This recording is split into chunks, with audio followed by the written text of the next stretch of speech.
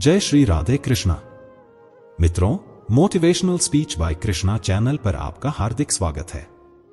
आज हम आपको एक ऐसी यात्रा पर लेकर चलेंगे जहां श्री कृष्ण के दिव्य ज्ञान की किरणें आपके जीवन को नई दिशा और अर्थ देने के लिए तैयार हैं। यह सिर्फ एक वीडियो नहीं, बल्कि उन अनमोल वचनों का अमृत है जो आपके हर संघर्ष को शक्ति और हर सपने को साकार करने की हिम्मत देता है। श्री कृष्ण कहते हैं, जो इस जीवन के रहस्यों को समझ गया उसने सच्ची शांति और सच्चा सुख पा लिया। दोस्तों, श्रीमद् भगवद गीता न केवल जीवन को सही राह दिखाने वाला ग्रंथ है, बल्कि यह वह मार्गदर्शक है जो आपके हर सवाल का उत्तर और हर समस्या का समाधान देता है।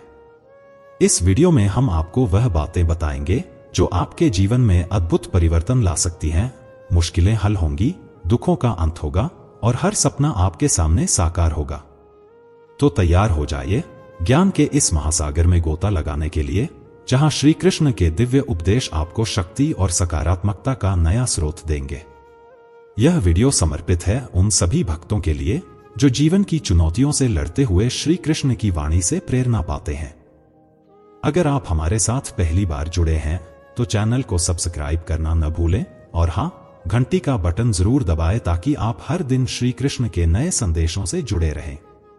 याद रखें, यह सिर्फ एक क्लिक नहीं, बल्कि उस पवित्र यात्रा की शुरुआत है जहां आप श्री कृष्ण के आशीर्वाद से हर दिन नया ज्ञान और प्रेरणा पाएंगे। तो आइए इस पवित्र यात्रा की शुरुआत करें और श्री कृष्ण के अमृतमय वचनों से अपने जीवन को संपूर्णता की ओर अग्रसर करें। अपने वे नहीं होते जो सिर्फ तस्वीरों में साथ खड़े होते हैं, बल्कि वे होते हैं जो आपकी कठिनाइयों में आपका हाथ थामे खड़े रहते हैं। इस दुनिया में हर दिल का एक अलग राज होता है और हर व्यक्ति का व्यवहार भी अलग होता है। देखने के लिए सबकी आंखें एक जैसी होती हैं, लेकिन दुनिया को देखने का नजरिया हर किसी का अलग होता है। लोग अक्सर कहते हैं कि जिंदगी मिली है अपने तरीके से जीने के लिए, लेकिन वही लोग सुबह होते ही दूसरों के हिसाब से जीने के लिए निकल पड़ते हैं। हमारा दिमाग हमें बताता है कि जैसे लोग हमारे साथ बर्ताव करते हैं, हमें भी उनके साथ वैसा ही करना चाहिए। लेकिन दिल कहता है, अगर हम भी वैसा ही करने लगे तो उनमें और हम में फर्क क्या रह जाएगा। जीवन में जब आप कोई बड़ा मकाम हासिल कर लेते हैं तो वक्त और लोग दोनों बदल जाते हैं। रिश्तों के रंग-ढंग वक्त के साथ बदलते रहते हैं। कभी आपको अपना कह देते हैं तो कभी पराया। श्री कृष्ण कहते हैं, गलतियां करना स्वाभाविक है, लेकिन जानबूझकर किसी के साथ गलत न करें। खुश रहने के लिए अपने फैसले अपनी परिस्थितियों के अनुसार लें। दुनिया के हिसाब से चलने वाले लोग हमेशा दुखी ही रहते हैं। कोई कुछ भी कहे, आपको शांत रहना चाहिए, क्योंकि चाहे सूरज की किरणें कितनी भी तेज क्यों न हो, वे समुद्र को सूखा नहीं सकती। एक बार एक इंसान ने शिकायत की, हे भगवान, बड़ी मुश्किल से मैंने अपना घोंसला बनाया था, लेकिन आपने तूफान भेजकर उसे उजाड़ दिया। भगवान ने उत्तर दिया, तुम्हारे घोंसले में एक सांप आ गया था जो तुम्हें मारने वाला था, इसलिए मैंने तूफान भेजा ताकि तुम्हारी जान बच सके। इसी तरह हमारी जिंदगी में कई मुसीबतें आती हैं और हमें पता भी नहीं चलता कि हमारा परमात्मा हमें किस तरह बड़ी परेशानियों से बचाता है। अगर आपको लगता है कि ईश्वर आपको मुश्किलों के पास लेकर आए हैं, तो भरोसा रखें कि वे आपको उन मुश्किलों के पार भी ले जाएंगे। मन की पीड़ा का कोई अंत नहीं है, इसलिए दूसरों को दोष देने से कोई फायदा नहीं। इसका सबसे सरल उपाय है कि आप अपने मन को ईश्वर को समर्पित कर दें। ईश्वर के साथ जुड़ने से जीवन में सुख, शांति, संयम, सहनशीलता, प्रेम, नई ऊर्जा और सच्चे मार्ग का आरंभ होता है। मन की पीड़ा कब समाप्त हो जाती है, यह आपको पता भी नहीं चलेगा। अगर प्रभु आपको इंतजार करवा रहे हैं तो समझिए कि वे आपको उस इंतजार से कहीं ज्यादा देने वाले हैं जितना आपने सोचा भी नहीं होगा। जिस तरह लोग मुर्दे को कंधा देना पुण्य समझते हैं, काश वे जिंदा लोगों को सहारा देना भी पुण्य समझ लेते तो जिंदगी कितनी आसान हो जाती। जिंदगी के बारे में इतना मत सोचो, जिसने जिंदगी दी है उसने भी तो कुछ सोचा होगा। आपका बीता हुआ कल चाहे कितना भी कष्टदायक रहा हो, आने वाला कल आपके हाथों में है। मन अंधा होता है, इसे खुद कुछ नहीं पता होता और यह सही मार्गदर्शन भी नहीं करता। इसलिए अंधे मन की सुनकर जरूरी कामों को टालना छोड़ दें। हमेशा अपनी बुद्धि का इस्तेमाल करें, क्योंकि मन अक्सर आपको आवश्यक कार्यों से दूर करता है। जब आप अपनी बुद्धि से काम करना शुरू करेंगे तो धीरे धीरे आपका मन आपका मित्र बन जाएगा। लेकिन फिलहाल मन आपका दुश्मन बना हुआ है जो आपको हर दिन बर्बाद कर रहा है। मन से विचार कर बोले गए शब्दों को संभाल कर रखें, जैसे एक गुप्त मंत्र की रक्षा की जाती है। बड़े लक्ष्य को अपने मन में सुरक्षित रखें और तब तक चुप रहें जब तक आप उसे पूरा नहीं कर लेते, क्योंकि अक्सर लोग अपनी तकलीफों से उतने दुखी नहीं होते जितना वे दूसरों की तरक्की देखकर दुखी हो जाते हैं। जब कोई बड़ा लक्ष्य हो तो उसकी चर्चा सिर्फ उन्हीं लोगों से करें जो उसे गुप्त रख सकें और समझ सकें। अगर कभी आपकी आर्थिक स्थिति कमजोर हो जाए, बड़ा नुकसान हो जाए या सब कुछ नष्ट हो जाए तो इस बात को अपने भीतर ही रखें। अपनी आर्थिक कमजोरी की जानकारी अपने मित्रों और रिश्तेदारों को भी मत दें। अंदर चाहे हालात खराब हों, बाहर खुद को मजबूत और सशक्त दिखाए, क्योंकि लोग उतना ही समझते हैं जितना आप उन्हें दिखाते हैं। यह प्रकृति का नियम है कि जिसके पास पैसा होता है उसे ही और पैसा मिलता है। इसलिए जब भी आर्थिक स्थिति कमजोर हो तो और ज्यादा मुस्कुराएं और मजबूत दिखें। रोना छोड़े, औसत जीवन को स्वीकार करना भी बंद करें।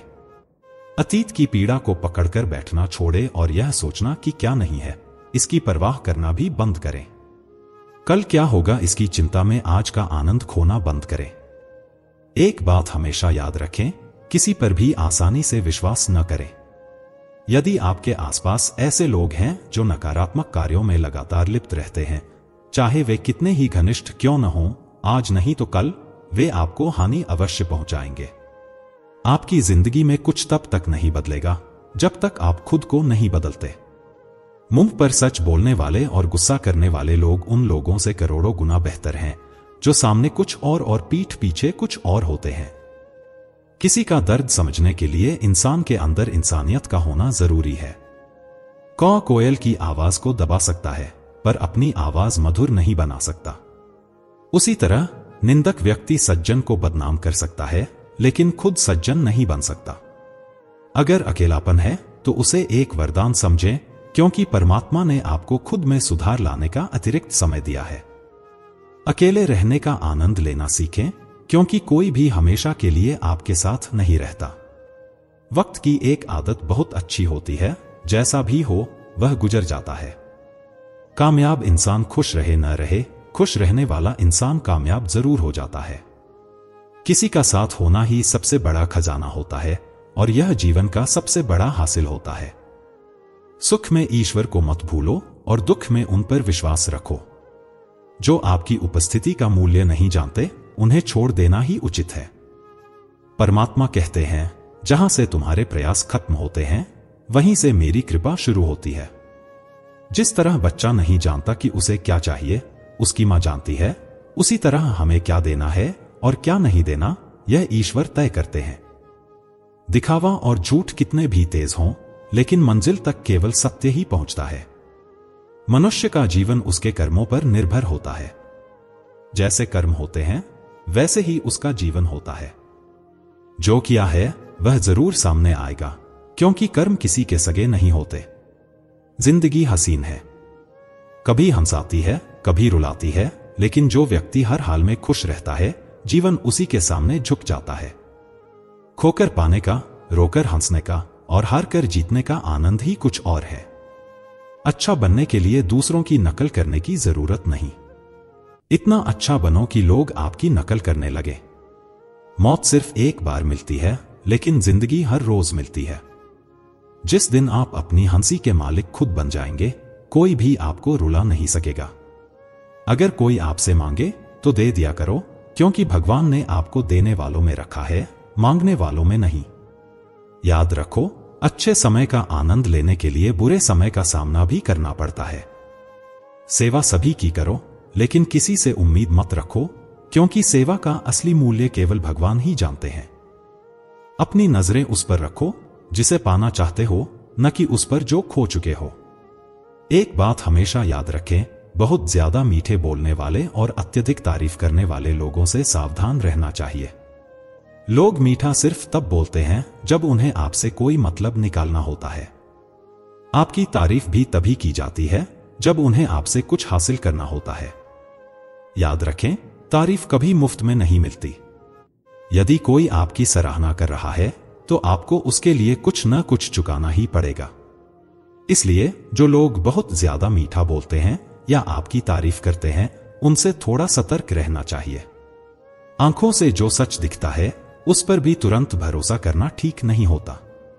आपने बहुत सी कहानियां सुनी होंगी जिनमें आंखों से दिखाई देने वाली बातें भी सच नहीं होती। इसीलिए भरोसा करने में जल्दबाजी न करें। हल्की आशा के साथ कर्म करने वाला मनुष्य कभी भी शांत और संतुष्ट नहीं रह सकता। उसकी लालसा हर नए शिखर पर बढ़ती जाती है, जिससे उसका मन संतोष का अनुभव नहीं कर पाता। जो व्यक्ति फल की अभिलाषा से कर्म करता है, वह जब अपनी उम्मीदों के अनुसार फल प्राप्त नहीं कर पाता तो निराशा और दुख से ग्रस्त हो जाता है। भगवान श्री कृष्ण अर्जुन से कहते हैं, अपने आप को मुझ में समर्पित कर दो। ईश्वर पर विश्वास रखो और निस्वार्थ, निश्चल, निष्पाप और निष्पक्ष होकर बिना फल की इच्छा के कर्म करते रहो। तुम्हारा जीवन सुख और संतोष से भर जाएगा। देखना, दुख कभी तुम्हें छू नहीं पाएगा और मोक्ष की प्राप्ति होगी। बार बार जन्म लेने वाली अनंत इच्छाएं मनुष्य को अपनी इंद्रियों का गुलाम बना देती हैं। जब हम दूसरों की चुगली करते हैं तो हमें उनके भाग्य में आने वाले दुखों और कष्टों को भी भोगना पड़ता है। किसी के प्रति बुरी भावना, बुरा सोचना, ईर्ष्या करना या बुरा बोलना, ऐसे लोग कभी मोक्ष प्राप्त नहीं कर सकते। अगर कर्म अच्छा हुआ तो फल अवश्य मिलेगा और बुरा कर्म करने पर दंड भी अवश्य होगा। मैं भूत, वर्तमान और भविष्य में होने वाली प्रत्येक घटना के हर परिणाम को देख सकता हूं। इसलिए परिणाम की चिंता छोड़कर अपने कर्म करते रहो। कर्म चाहे अच्छे हों या बुरे, वे तब तक पीछा नहीं छोड़ते जब तक कर्म करने वाला अपने कर्म के परिणामों को पूरी तरह से नहीं भोग लेता। सामान्य मनुष्य सदैव श्रेष्ठ व्यक्तियों को देखकर उनके आदर्शों पर चलने का प्रयास करते हैं। संसार आपको वैसा ही देखेगा जैसे आप संसार को देखते हैं। बुरी आदतें, बुरी चीजें और बाहरी सुंदरता के प्रति मनुष्य तब आकर्षित होता है जब वह अपनी इंद्रियों का गुलाम हो जाता है। जिस प्रकार जलते हुए छोटे से दिए की रोशनी प्रचंड अंधकार को समाप्त कर देती है, उसी प्रकार जब आप अपने मन में मौजूद अज्ञानता के अंधकार में सकारात्मक सोच का तेल डालकर ज्ञान का प्रकाश फैलाएंगे तो अज्ञानता रूपी अंधकार स्वतः समाप्त हो जाएगा। लोगों में सहारा ढूंढना छोड़ दो। आपके मन की सबसे बड़ी कमजोरी यही है कि आप दूसरों में सहारा खोजते हैं और यही चीज आपको कमजोर बना देती है। यही आपके आत्मविश्वास को खत्म कर देती है। जो लोग सोचते हैं कि ये लोग मेरे सहारे हैं, वही लोग मुश्किल वक्त में सबसे ज्यादा दुखी और अकेले पड़ जाते हैं। केवल ईश्वर को अपना सहारा बनाओ। देखना, जब भी कोई मुश्किल आएगी, वह किसी न किसी रूप में आपकी मदद के लिए आएंगे। दुनिया को सहारा मत बनाओ। जो खुद अपने लिए सहारा ढूंढ रहे हैं, वे आपका सहारा कैसे बन सकते हैं? इसलिए अपना सहारा दुनिया को नहीं, बल्कि ईश्वर को बनाना चाहिए।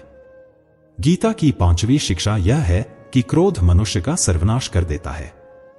क्रोधी इंसान का कोई मित्र नहीं होता, हर कोई उससे दूर भागता है। उसके सारे रिश्ते समाप्त हो जाते हैं। जो व्यक्ति अपनी क्रोध को नहीं संभाल सकता, वह जीवन में कुछ भी संभाल नहीं सकता। यदि आप ईश्वर पर भरोसा रखेंगे और दिल से उन्हें याद करेंगे, तो वह निश्चित रूप से किसी न किसी रूप में आपकी मदद करेंगे। ईश्वर आपकी सुनता है या नहीं, यह आपके श्रद्धा, विश्वास और आस्था पर निर्भर करता है। किसी का भला करके कभी एहसान ना जताएं, अन्यथा वह कर्म शून्य के समान हो जाएगा और मिलने वाला यश बेकार हो जाएगा। यह सोचकर कभी अभिमान नहीं करना चाहिए कि हमने कितने लोगों या जीवों की मदद की है, क्योंकि करने वाला तो स्वयं ईश्वर होता है। आप तो मात्र एक माध्यम हैं, एक कठपुतली। क्रोध करना व्यर्थ है। यदि आप क्रोध में आकर प्रतिक्रिया दे रहे हैं, तो इसका मतलब है कि आपको ईश्वर के बनाए कानून यानी कर्म पर भरोसा नहीं है। मन में शंकाओं को कभी जन्म न दें, क्योंकि ये शंकाएं मन में गलतफहमियों के पहाड़ बना देती हैं, जिससे जीवन का सुख छिन्न भिन्न हो जाता है। यदि कोई आपके साथ बुरा करता है, तो कर्म और समय उसका हिसाब खुद ही कर देंगे।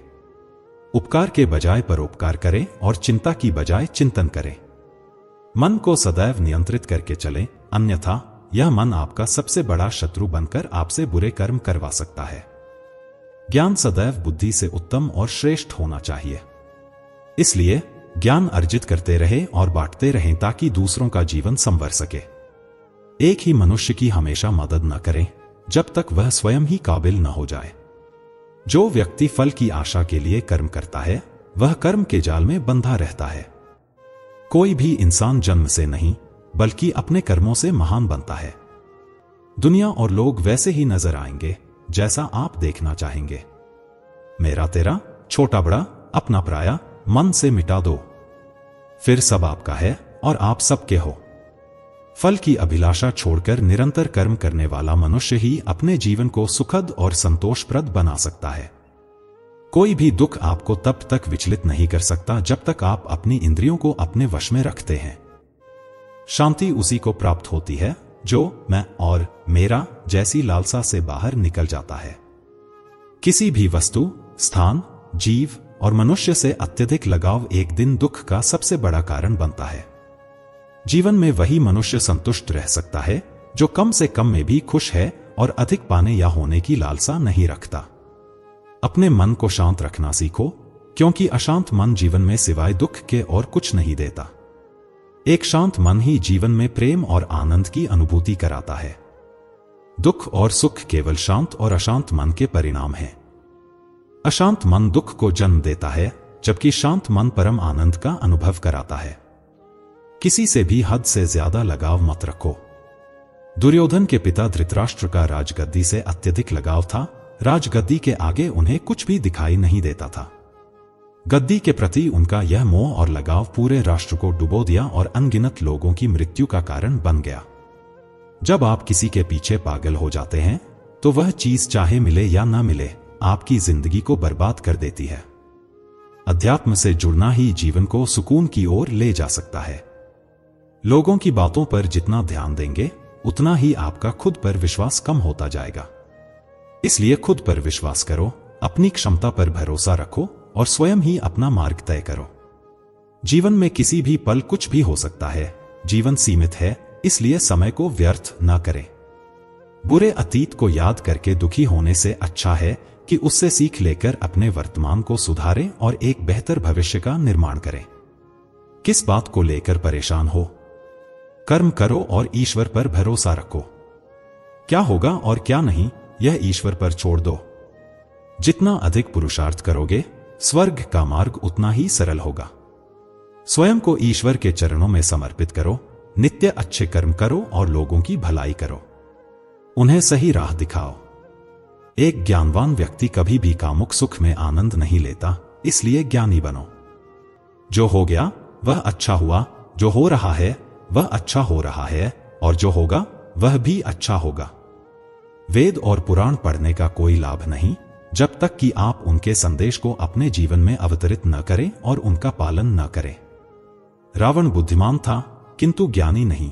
उसकी अज्ञानता ने उसे क्रोधी, कामुक और अहंकारी बना दिया, जो उसकी मृत्यु का सबसे बड़ा कारण बना। मैं सभी प्राणियों को समान रूप से देखता हूं, न कोई कम प्रिय है और न ही अधिक।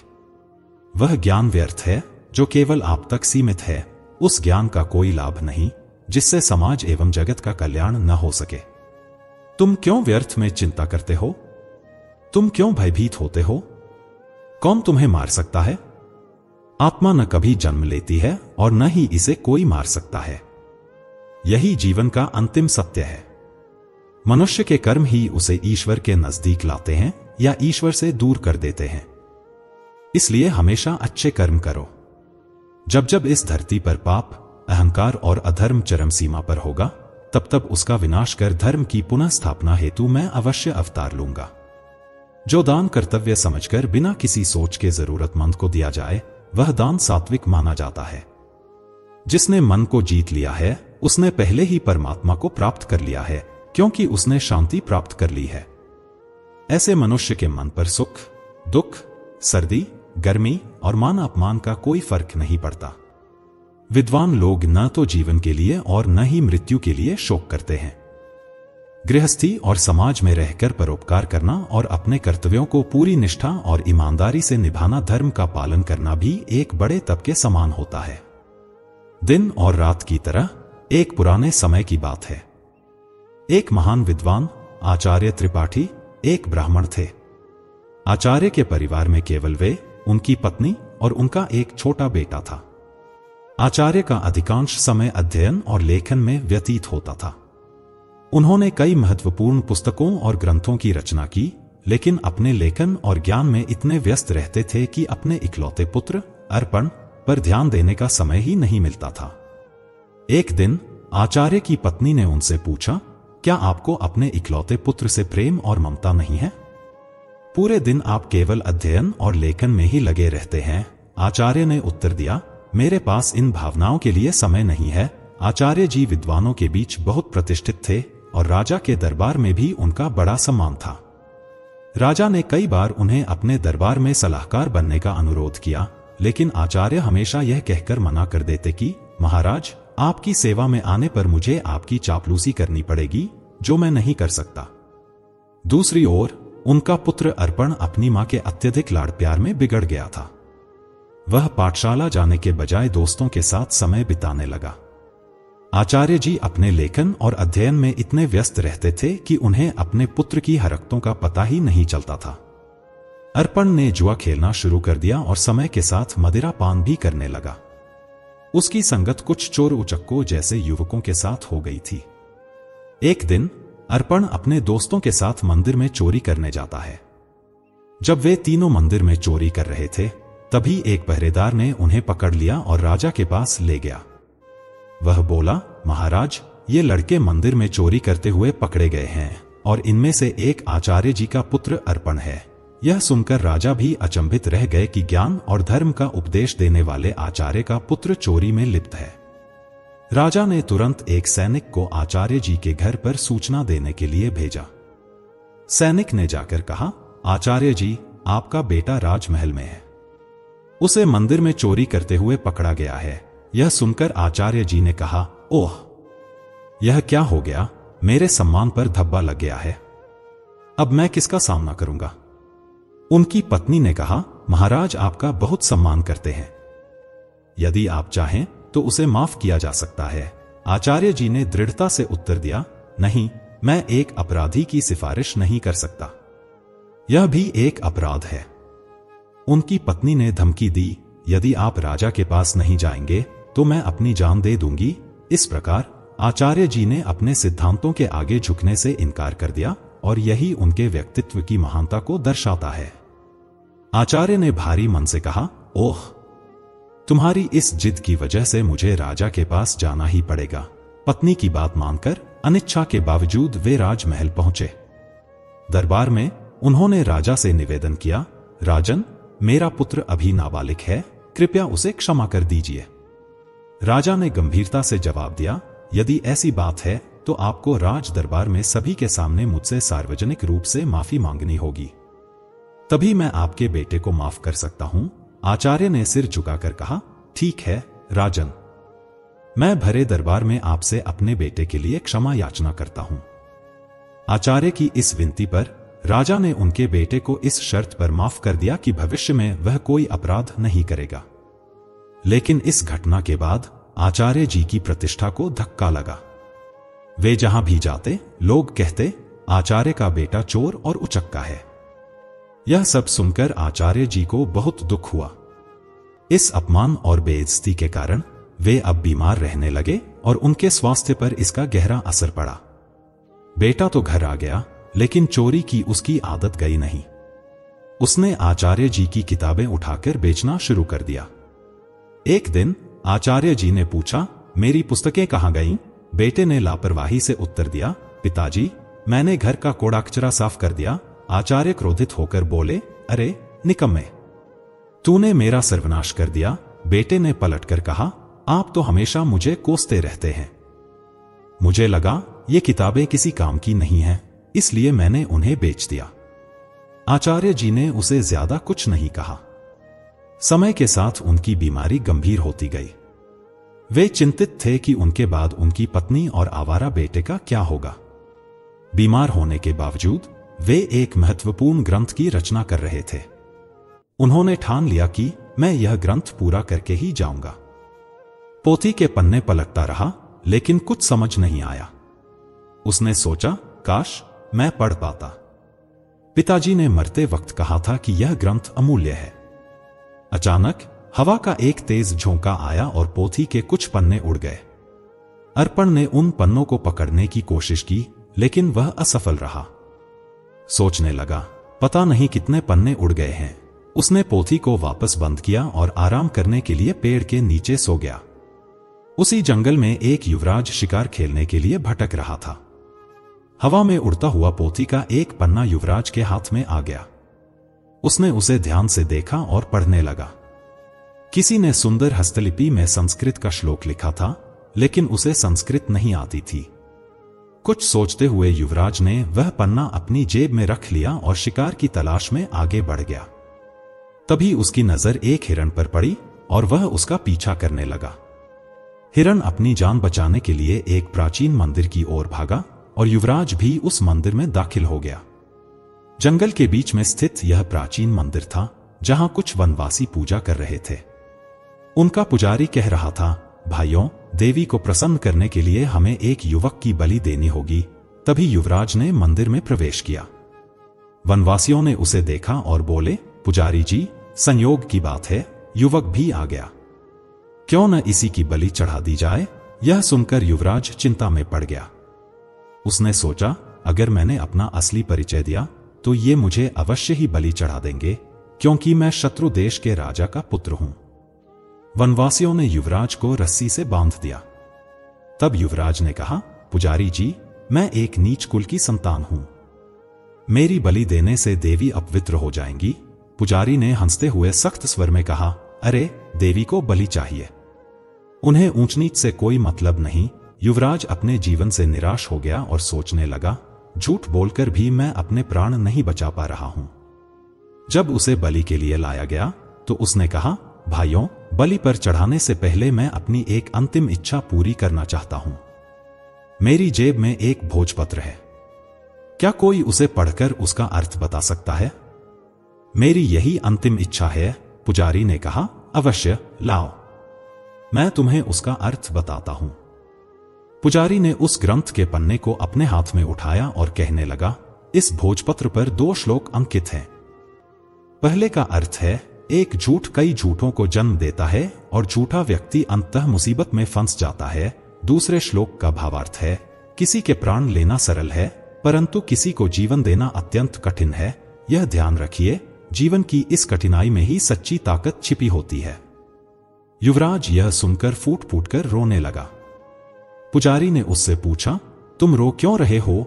युवराज ने आंसू भरे स्वर में कहा, ये दोनों श्लोक मुझ पर ही चरितार्थ होते हैं। जब मैंने अपने देश को छोड़कर भागा, तब मैंने अपनी जिम्मेदारियों को भी छोड़ दिया। यह सुनकर वनवासियों को अपनी गलती का एहसास हुआ। उनमें से एक आगे बढ़कर बोला, पुजारी जी, यह युवक सच कह रहा है। उन्होंने युवराज से कहा, अगर तुमने अपने प्राणों को बचाने के लिए अपनी जिम्मेदारियों से भागा है, तो हमें भी अपनी नकारात्मक सोच को छोड़कर सच्चाई की राह पर चलना होगा। इस प्रकार युवराज और वनवासी मिलकर एक नई शुरुआत करने का निर्णय लेते हैं, जहां वे अपनी कठिनाइयों का सामना मिलकर करेंगे। जीवन की सच्चाई को स्वीकारते हुए वे अपने भीतर की ताकत को पहचानते हैं और एक दूसरे की मदद करने का संकल्प लेते हैं। हमें जबरदस्ती किसी को बलि पर चढ़ाने का अधिकार नहीं है। यह सुनकर वनवासियों ने युवराज को मुक्त कर दिया। पुजारी ने कहा, जाओ नौजवान, इस श्लोक ने हमारी आंखें खोल दी हैं। हम आज से देवी को किसी जीव की बलि नहीं चढ़ाएंगे। युवराज, जिसका नाम यंस था, ने उनकी सच्चाई के लिए धन्यवाद किया और महल की ओर चल दिया। लौटते समय वह विचारों में खोया हुआ था। उसे एहसास हुआ कि यह भोजपत्र कितने अनमोल हैं, इन्होंने ही उसके प्राणों को बचाया है। हो सकता है कि ऐसे सुंदर उपदेशों वाले और भी पन्ने हों। महल वापस पहुंचकर युवराज ने अपने पिता के चरणों में प्रणाम किया और कहा, पिताजी, आपने मुझे शिकार खेलकर जीवों की हत्या करने से मना किया था। मैंने आपसे झूठ बोलकर शिकार खेलने गया और मुसीबत में फंस गया, परंतु इन श्लोकों ने मेरे प्राण बचा लिए। फिर युवराज ने राजा रुद्र प्रताप को अपनी आप बीती सुनाई और कहा, ये श्लोक जो दूसरों को अहिंसा की शिक्षा देते हैं, मेरे लिए हजारों मोहरों के बराबर हैं। इस भोजपत्र पर पन्नों की संख्या 3 है। यह किसी अनमोल पोथी का हिस्सा है। राजा रुद्र प्रताप ने यह सुनकर अपने कुछ सैनिकों को बुलाया और उन्हें भोजपत्र दिखाते हुए आदेश दिया, जो भी ऐसे श्लोकों से सजे भोजपत्र खोज कर लाएगा उसे ऊंचा पद और पुरस्कार दिया जाएगा। इसी दौरान आचार्य जी का बेटा अर्पण महीनों जंगलों में भटकता रहा। भटकते भटकते वह राजा रुद्र प्रताप के राज्य में आ पहुंचा। नगर में आकर भी उसने कई लोगों से सहायता मांगी, परंतु हर कोई उसे दुत्कार कर भगा देता था। भटकने के कारण अर्पण एक भिखारी जैसा दिखने लगा था। एक दिन भूखा और प्यासा अर्पण राजमहल की ओर जा रहा था। उसे जोर की भूख लग रही थी और वह सोचने लगा कि अब भूख के मारे उसकी जान निकल रही है। तभी अचानक राजमहल की रसोई से खाने की महक उसकी नाक में आई। अनायास ही वह उस मोहक सुगंध की ओर खींचता चला गया और रसोई घर में जा पहुंचा। वहां जाकर उसने रसोइये से कहा, भाई मुझे 2 रोटी दे दो, बहुत भूखा हूं। रसोइये ने उसे दुत्कारा, जा भाग यहां से, लेकिन अर्पण की भूख इतनी बढ़ चुकी थी कि वह सहन नहीं कर सका। उसने मौके का फायदा उठाकर रसोइये की नजरों से बचते हुए 2-3 रोटियां उठाकर अपने थैले में डाल ली। दुर्भाग्य से रसोइये की नजर उस पर पड़ गई। उसने अर्पण का हाथ पकड़ लिया और गुस्से में बोला, अरे रोटी चोर, चल तुझे महाराज के सामने ले चलता हूं। अर्पण भूख के कारण चल भी नहीं पा रहा था और रसोइया उसे खींचता हुआ महाराज के पास ले गया। महाराज जी, यह भिखारी लड़का राजमहल की रसोई में घुस आया और यहां से रोटियां चुराई हैं जो इसके थैले में हैं। महाराज ने सिपाहियों को आदेश दिया, इस भिखारी के थैले को उल्टा कर दिया जाए। एक सिपाही आगे बढ़ा और अर्पण का थैला छीना और उसे उल्टा कर दिया। थैले से रोटियों के साथ साथ वह ग्रंथ भी निकल आया जो अर्पण के पिता ने लिखा था। यह घटना न केवल अर्पण के लिए बल्कि पूरे राज्य के लिए एक नया मोड़ लेकर आई। उस ग्रंथ में ऐसे उपदेश थे जो सभी को जीवन में आगे बढ़ने की प्रेरणा देते थे। यह साबित हुआ कि ज्ञान का सही उपयोग हमेशा मुश्किल समय में मददगार होता है। उसी समय युवराज उस स्थान से गुजर रहे थे और ग्रंथ को देखते ही उसकी आंखें चमक उठीं। उसने तुरंत ग्रंथ को उठाया और खुशी से एक्सक्लेम्ड किया, अरे यह तो वही अनमोल पोथी है जिसकी हमें महीनों से तलाश थी। फिर युवराज ने अर्पण की ओर देखा और आदरपूर्वक अपने सिपाहियों से कहा, इस धनवान युवक को सम्मानपूर्वक बिठाओ। उस लड़के को एक सिंहासन पर बिठाया गया। युवराज ने पूछा, भाई तुम्हारा नाम क्या है? लड़के ने उत्तर दिया, मेरा नाम अर्पण है। युवराज ने कहा, इतनी अनमोल संपत्ति के होते हुए भी तुम भीख मांग रहे हो? मैं इस पोथी के लिए तुम्हें 5000 स्वर्ण मुद्राएं देने को तैयार हूं। अर्पण यह सुनकर चौंक गया और बोला, क्या कहा? 5000 स्वर्ण मुद्राएं? यह तो बहुत बड़ी राशि है। फिर उसने कहा, मित्र, इस पोथी के वचनों ने हमेशा मुझे पतन के गड्ढे में गिरने से बचाया है और मेरे प्राणों की रक्षा की है, लेकिन मेरी आंखें ठोकर खाकर भी नहीं खुली। युवराज ने पोथी खोली और अर्पण को पहले और दूसरे पन्ने के श्लोक सुनाने लगा। उसने पढ़ा, अविद्या सारे कपटों की जननी है और संकटों में ही अपने और पराई की पहचान होती है। अर्पण ने कहा, सचमुच अविद्या ने मुझे दर दर का भिखारी बना दिया। अगर मैंने बचपन में विद्या ग्रहण की होती तो आज मैं भी अपने पिता की तरह एक विद्वान होता। युवराज ने कहा, भाई अर्पण, अपनी पोथी का यह मूल्य स्वीकार करो। यह कहते हुए उसने स्वर्ण मुद्राओं की थैली अर्पण को सौंप दी। अर्पण ने थैली को हाथ में लेते हुए कहा, अब मैं धन का बोझ कैसे उठाऊं? इस धन का उपयोग मैं गरीब बच्चों की अविद्या दूर करने के लिए करूंगा। युवराज ने मुस्कुराते हुए कहा, मित्र, अब तुम एक भिखारी नहीं रहे, तुम तो अब महान धनवान हो गए हो। अर्पण सोच रहा था, काश यह समझ मुझे बचपन में ही आ गई होती तो शायद मेरे माता पिता आज यहां होते।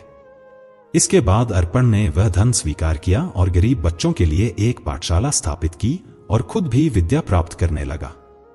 दोस्तों, किसी ने बहुत सही कहा है, हौसला ना हार, गिरकर ए मुसाफिर।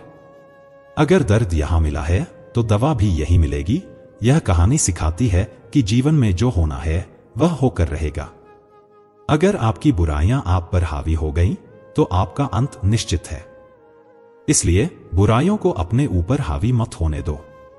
आजकल इंसान ही इंसान का सबसे बड़ा दुश्मन बन गया है। चाहे बिजनेस का क्षेत्र हो, रिश्तों की बात हो या फिर कोई और क्षेत्र, हर जगह इंसान ही अपने समकक्ष को नुकसान पहुंचा रहा है। प्रतिस्पर्धा इतनी बढ़ गई है कि चोरी, धोखाधड़ी और अपराधों की संख्या दिन ब दिन बढ़ती जा रही है। शास्त्रों में जो कलयुग के लक्षण बताए गए थे वह अब सच्चाई बन चुके हैं। वास्तव में इंसान ही अब एक दूसरे का भक्षक बनता जा रहा है। एक दूसरे के व्यवसायों पर कब्जा करना, नौकरियों को छीनना और जिंदगी की खुशियों को चुराना, यही तो हो रहा है आजकल।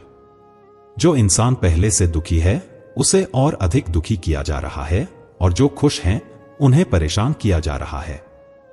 कहने को तो सब इंसान हैं, लेकिन इंसानियत की छाया कहीं दिखाई नहीं देती।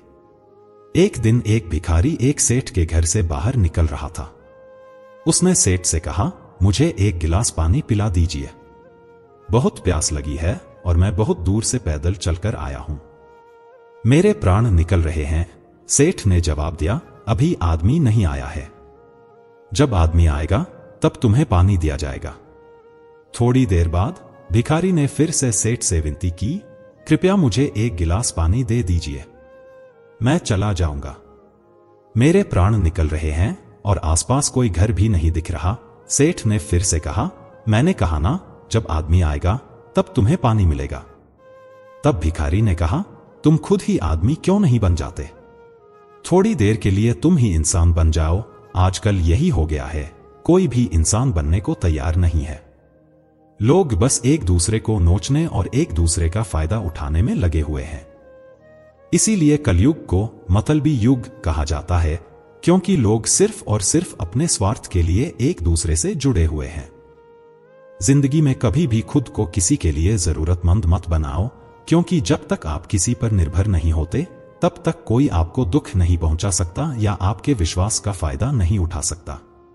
जिस इंसान के आप जरूरतमंद हो जाते हैं वह अक्सर आपके भावनात्मक और आर्थिक पक्ष का लाभ उठाने लगता है। जिस दिन आपने अपने जीवन को किसी के लिए जरूरतमंद बना दिया, उसी दिन से आपकी स्वतंत्रता भी छिन जाती है। यह सिर्फ रिश्तों की बात नहीं है। देखिए, जो लोग अपने नौकरों या कामवाली बाई के प्रति जरूरतमंद हो जाते हैं, उन्हें उन पर निर्भरता के कारण सब कुछ सहना पड़ता है। उन्हें पता होता है कि उनका काम उन लोगों के बिना नहीं चल सकता, और जब वे आपके इस निर्भरता का एहसास कर लेते हैं तो परेशान करना शुरू कर देते हैं। परंतु जब उन्हें समझ आता है कि आप अपनी जिम्मेदारियां खुद भी निभा सकते हैं तो उनकी धारणा बदल जाती है। यदि आप ऐसी नौकरी करते हैं जहां आपके बॉस गलत होते हुए भी आप उनका टॉर्चर सहते हैं, तो इसका कारण यही है कि आप उनके लिए जरूरतमंद हैं और वह इसका पूरा फायदा उठाते हैं। और यदि आप किसी परिवार में रहते हैं जहां भी आप किसी के लिए जरूरतमंद हैं, तो वहां भी आपको पूरी तरह से चूस लिया जाएगा। आपके ऊपर दबाव डाला जाएगा और आपको पूरी तरह से नियंत्रित किया जाएगा। अक्सर लोगों को अपने से कमजोर इंसान को अपने नियंत्रण में रखना बहुत अच्छा लगता है। आप चाहे हजारों लोगों के लिए अच्छा करें या उनकी हर खुशी का ध्यान रखें, फिर भी ऐसे लोग आपकी गर्दन को दबा कर रखते हैं। अगर आप में प्रतिभा है तो उनकी कोशिश होती है कि आपके पंख काट दिए जाएं ताकि आप कभी भी आगे न बढ़ सकें। किसी का जरूरतमंद होना मर जाने से भी बदतर होता है। जरूरतमंद व्यक्ति को गुलाम बना दिया जाता है। क्या आपने कभी गौर किया है कि आपकी जिंदगी में वही लोग आपको दुखी करते हैं जिनके आप जरूरतमंद हो जाते हैं? असल में आपका सारा दुख उन्हीं से आता है। जरूरतमंद सिर्फ शारीरिक या कार्य की नहीं होती, बल्कि सबसे बड़ी जरूरत होती है मन की। जिंदगी में कोई ऐसा हो जो हमें संभाल सके, नहीं तो हम खुश नहीं रह पाते। अकेलापन सहना कठिन होता है और कई बार आप ऐसे लोगों से जुड़ जाते हैं जो आपकी इस मानसिक जरूरत का पूरा फायदा उठाते हैं। आप उनसे इसलिए संबंध बनाते हैं ताकि आपकी जिंदगी में थोड़ी खुशी आ सके, लेकिन वे आपको खून के आंसू रुलाने का काम करते हैं और आपकी जिंदगी को नर्क बना देते हैं। याद रखें, माँ बाप के अलावा ऐसा कोई नहीं है जो आपके जरूरतमंद होने पर आपका फायदा नहीं उठाए। इसीलिए जिंदगी में कभी भी खुद को किसी का जरूरतमंद मत बनाना। इंसान कभी भी दूसरों से मिली इज्जत और अपनों से मिली बेइज्जती को नहीं भूलता। श्री कृष्ण कहते हैं, धीरे धीरे सब कुछ हो जाएगा। जैसे माली सैकड़ों घड़े पानी पेड़ पर डालता है, लेकिन फल तो ऋतु आने पर ही लगता है, अर्थात धैर्य रखने से और सही समय आने पर ही काम पूरे होते हैं। कभी अकेला चलने में डर मत ना, क्योंकि शमशान, शिखर और सिंहासन पर आदमी अकेला ही होता है। यदि तुम अपना राज किसी और को बताओगे तो तुम उसके गुलाम बन जाओगे। जो व्यक्ति थोड़े में ही खुश रहता है, उसी के पास सबसे अधिक खुशी होती है। दिल में चुप जाती हैं अक्सर अपनों की बातें, गैरों में तो वो दम नहीं है कि आंसू ला दें। चाहे जितनी भी पीड़ा तुम भोग रहे हो, वह तुम्हारे ही निर्णय का फल है। जिस दिन तुम अपना निर्णय बदलोगे, उसी दिन जीवन बदल जाएगा। अभिमान नहीं होना चाहिए कि मुझे किसी और की जरूरत पड़ेगी, और यह वहम भी नहीं होना चाहिए कि सभी को मेरी जरूरत पड़ेगी। यह जो बीत रहा है वह सिर्फ वक्त नहीं बल्कि जिंदगी है। श्री कृष्ण कहते हैं, अगर आप अपनी जिंदगी में दूसरों को महंगा करोगे तो उनकी जिंदगी में आप सस्ते हो जाओगे। तुम्हारे लिए जो लोग तुम्हारा कीमती समय बर्बाद कर रहे हैं, एक दिन वही तुम्हारी बर्बादी पर हंसेंगे।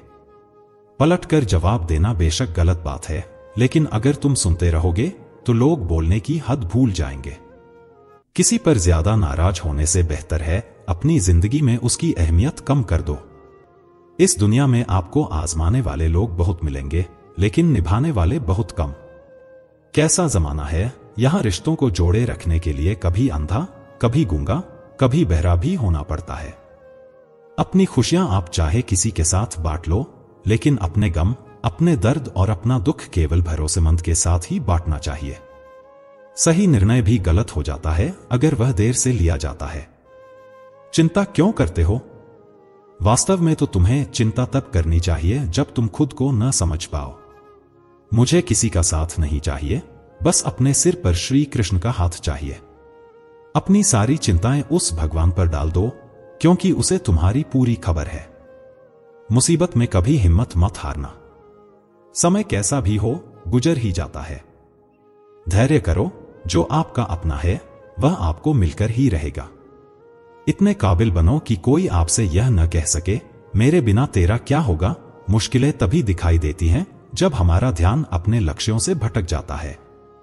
कुछ रिश्ते ऐसे होते हैं जिनके साथ रहना भी मुश्किल होता है और उनके बिना भी।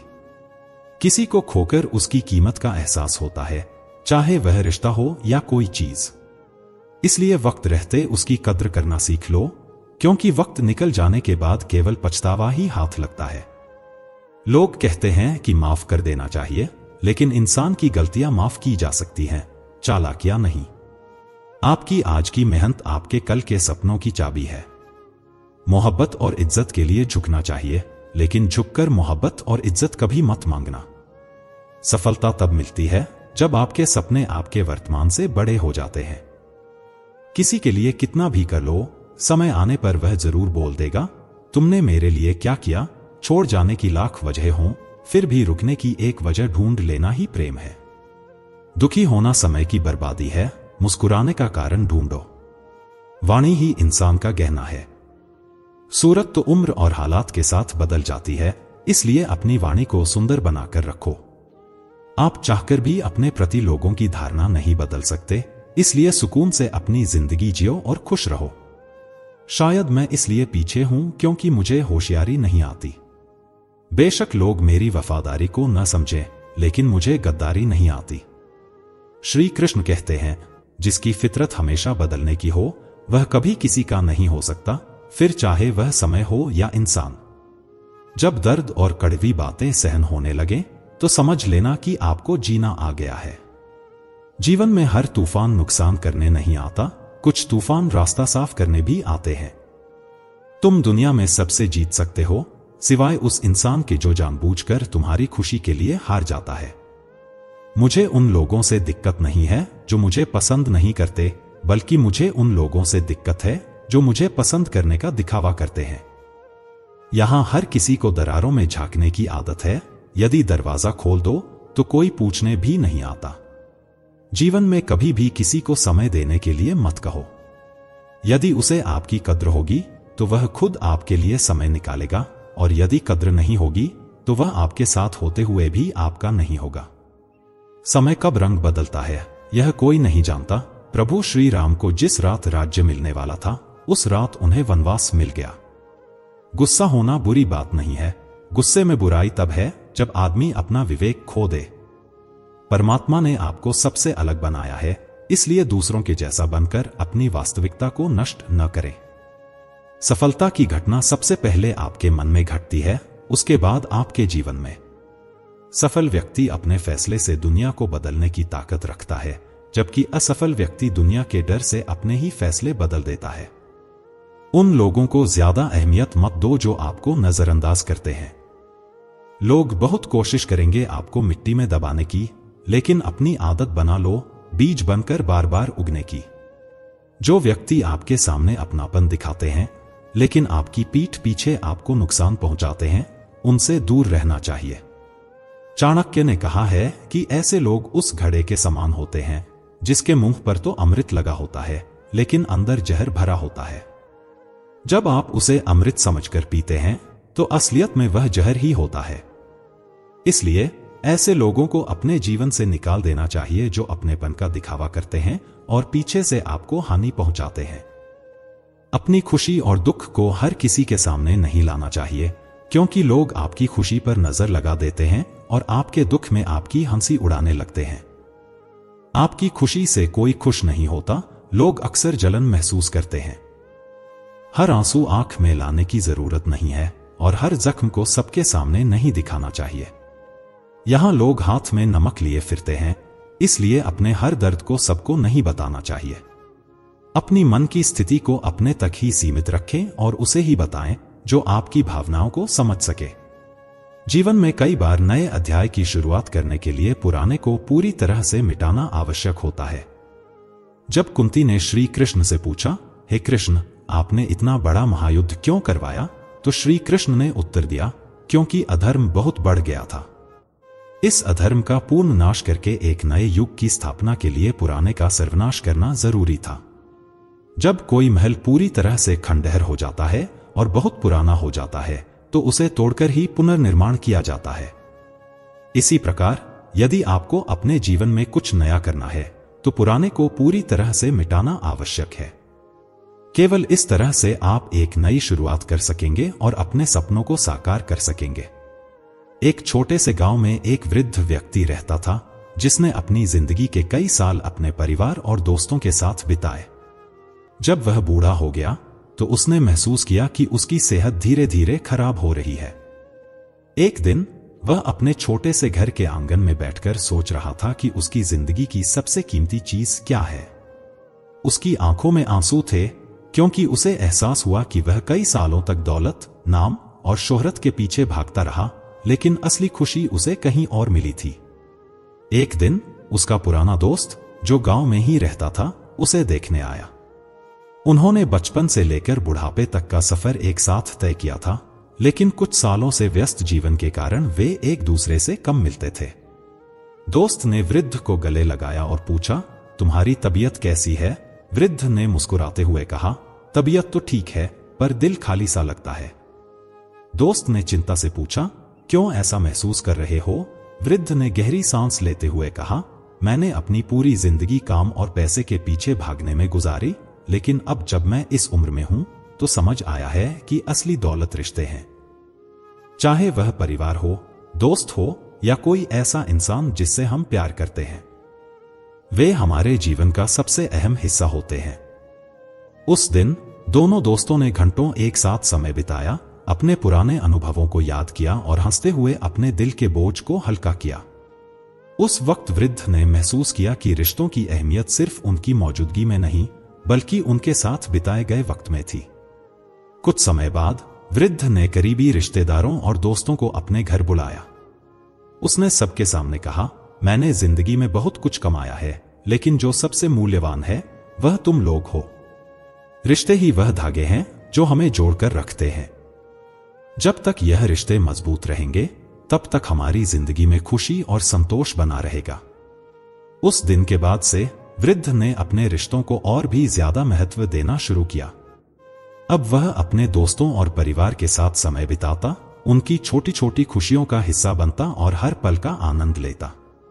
उसने समझा कि दौलत और शोहरत जीवन को सुखी नहीं बना सकते, लेकिन सच्चे रिश्ते जरूर बना सकते हैं।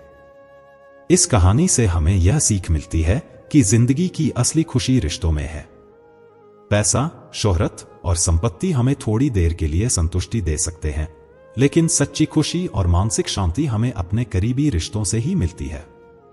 इसलिए हमें अपने रिश्तों को समय और सम्मान देना चाहिए, क्योंकि वही हमारे जीवन की असली पूंजी है।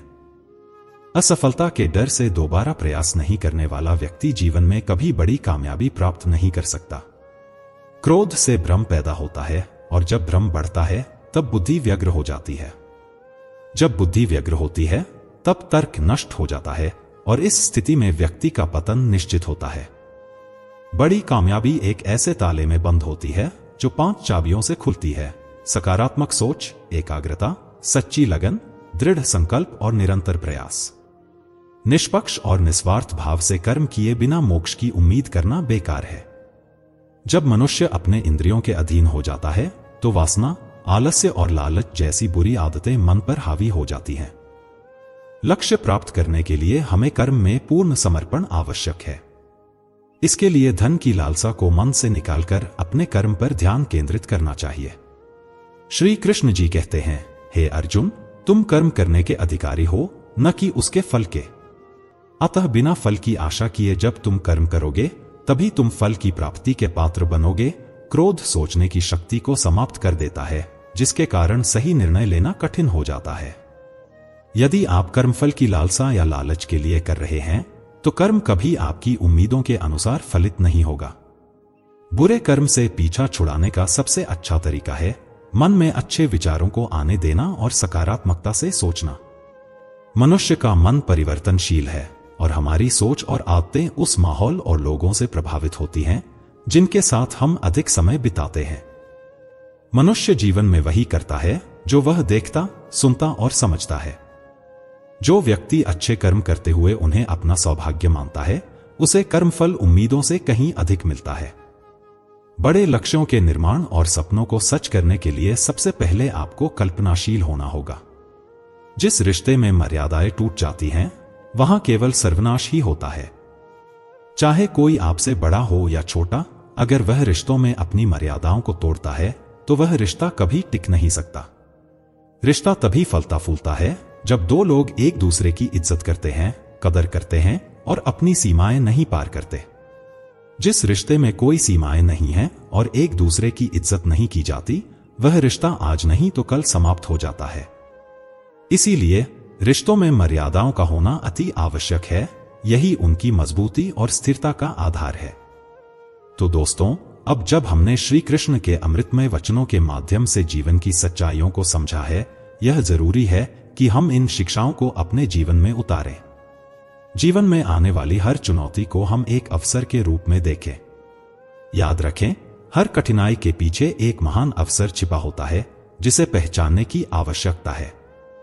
श्री कृष्ण ने कहा था, कर्म करो, फल की चिंता मत करो। इसलिए अपने कर्मों में निष्ठा बनाए रखें और अपनी इच्छाओं को सही दिशा में मोड़ें। अगर हम अपने मन में सकारात्मकता और अच्छे विचारों को स्थान देंगे तो हमारे जीवन में बुरे विचार और नकारात्मकता स्वतः समाप्त हो जाएंगे। जैसे जैसे हम अपने लक्ष्यों की ओर बढ़ते हैं, हमें कभी भी अपने चारों ओर के लोगों की नकारात्मकता से प्रभावित नहीं होना चाहिए।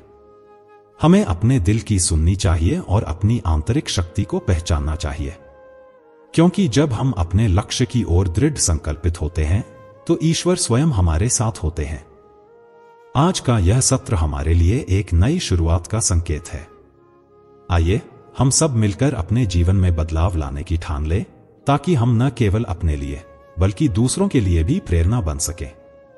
जब आप इन अमूल्य वचनों को अपने परिवार और दोस्तों के साथ साझा करते हैं तो न केवल आप उनकी जिंदगी में सकारात्मकता और प्रेरणा का संचार करते हैं, बल्कि श्री कृष्ण की कृपा भी प्राप्त करते हैं।